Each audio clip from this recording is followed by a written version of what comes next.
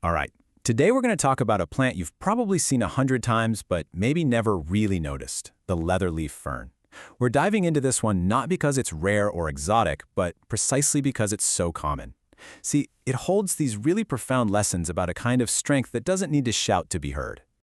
I mean, just look at this frond. It's so familiar, right? You've definitely seen it in a floral bouquet or just as some simple greenery in a garden. But what if I told you its most important qualities, its incredible resilience, its steady character, are hiding right there in plain sight? It's a powerful metaphor for a different way to grow. So let's start with the most obvious thing about it, the leaves. The name itself, leatherleaf, kind of gives the whole game away. This plant isn't about being delicate and fragile, it's all about a toughness that is absolutely built to last. And that's our first big clue into what resilience really looks like. And when you look closely, you see how all these traits point to one single thing, endurance. That thick, waxy feel, it's basically a built-in water reserve. Its internal structure keeps it from getting all droopy. And that is exactly why florists just love this stuff. It stays looking fresh and strong long after it's been cut, which is pretty rare in the plant world. This comparison really drives the point home. When you picture a typical fern, you probably think of something delicate, almost like lace and super fragile. Well, the leatherleaf is the complete opposite. It is tough, it is leathery, it is resilient. It's basically built to handle conditions that would make other ferns just give up. And this incredible physical toughness gives us this amazing spiritual picture. There's a quote from James the Just that says, "The testing of your faith produces perseverance." It's like our faith can develop its own kind of spiritual leather, a resilience that isn't formed when things are easy, but gets forged in the middle of our trials. Okay, so we've talked about what the fern is made of, but now let's talk about where it grows. And this is key. It doesn't go looking for the spotlight. Nope, it actually flourishes in the shade, and that tells us a whole lot about a kind of strength that's born in obscurity. Think about all those other plants stretching and fighting for every last bit of sunlight. The leatherleaf, it's perfectly content growing as an understory plant. It finds its home right there under the canopy of bigger trees, just quietly filling in those hidden spaces. It really doesn't need to be front and center to thrive. And that's the powerful connection for us, isn't it? Just like this fern, our own character often gets built not when everyone is watching, but in those quiet seasons far away from the public stage. It's in those hidden moments that real strength is truly forged.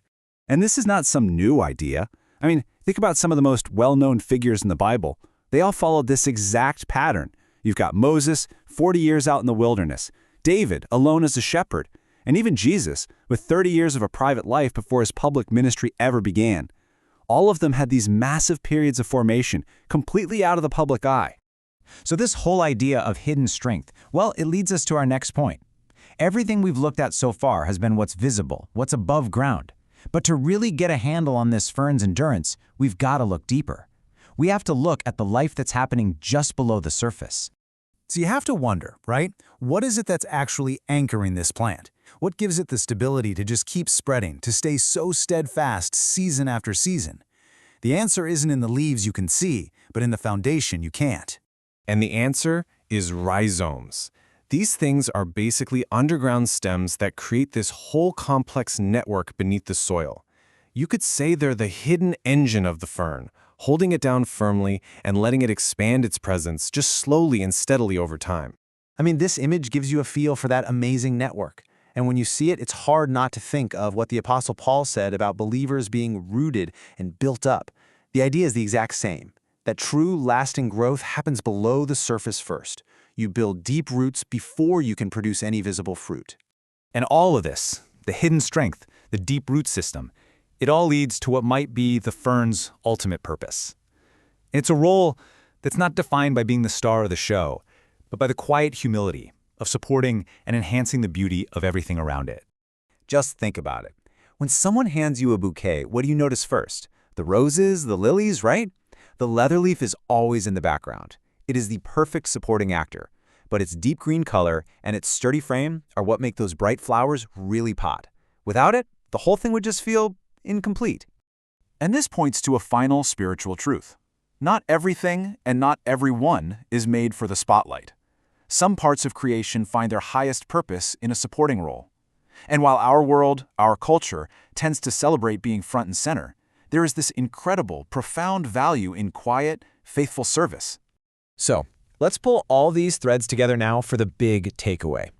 From its tough, leathery leaves to its hidden, sprawling roots, this simple fern teaches us a really consistent lesson about a totally different kind of power. And it all really comes down to this. Real strength isn't always some loud, dramatic performance. Sometimes it's the quiet endurance of leaves that refuse to wilt. Sometimes it's the steady growth that happens in the shade. And sometimes it's the stability that only comes from a life rooted deeply, far beneath the surface. And that leaves us with this one simple, powerful idea that just perfectly captures what the leatherleaf fern is all about. In its steady, supportive, and resilient life, we see that maybe the greatest power of all can be found in simple, quiet faithfulness. And that, right there, is its own kind of strength.